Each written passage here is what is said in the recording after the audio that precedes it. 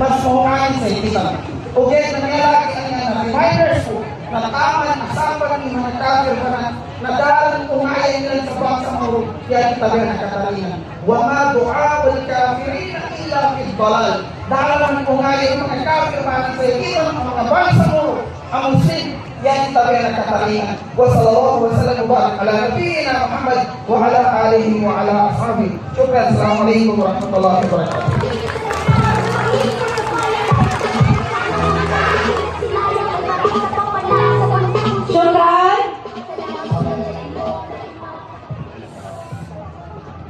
Okay, mga bata ng farm. Nito, manili ka no sa matibay, ibang sa moro? Di ka manili? Ngayon, isigaw nyo, PON, pamanan ni Duterte. Pamanan ni Duterte, pamanan ni Duterte.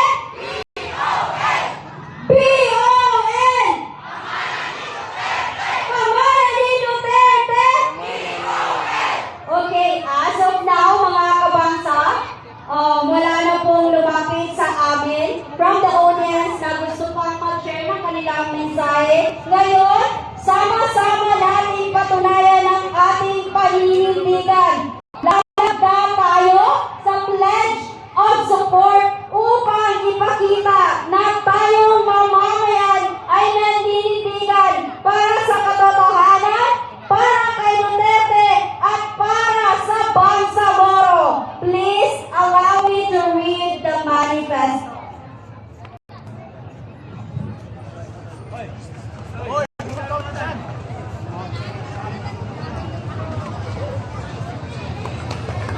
Bangsamoro Movement for Justice, March 17,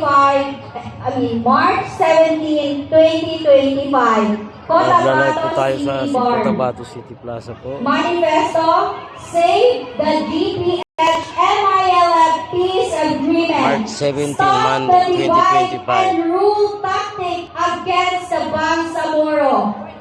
The Bangsamoro Movement for Justice expresses deep concern over the national government's unilateral actions regarding the implementation of the GPH MILF Peace Agreement.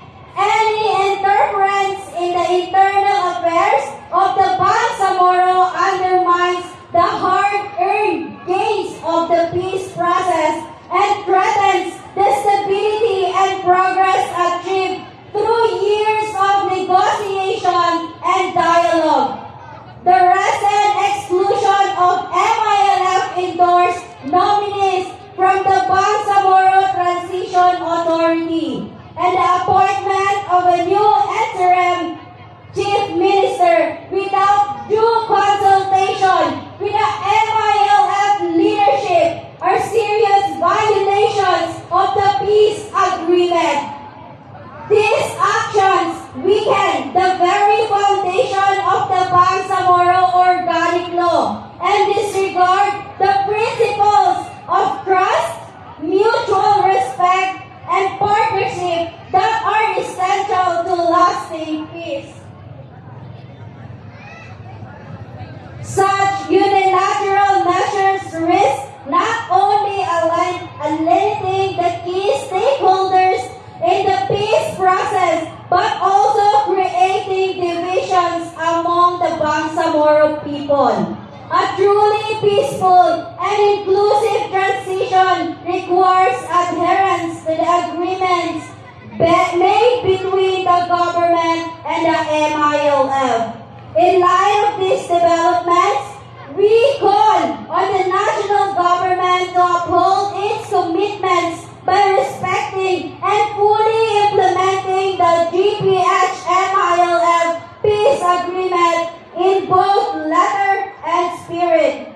We urge President Ferdinand Marcos Jr. to stop the divide and rule tactic being used against the Bangsamoro. Refrain from unilateral implementation of the peace agreement and cease interfering in the affairs of the BARB, and to reaffirm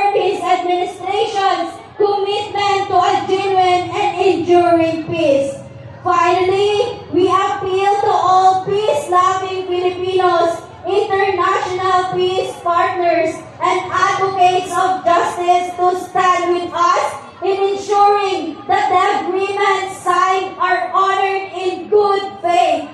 The Bangsamoro steadfast. The peace process must be safeguarded. The fight for justice continues.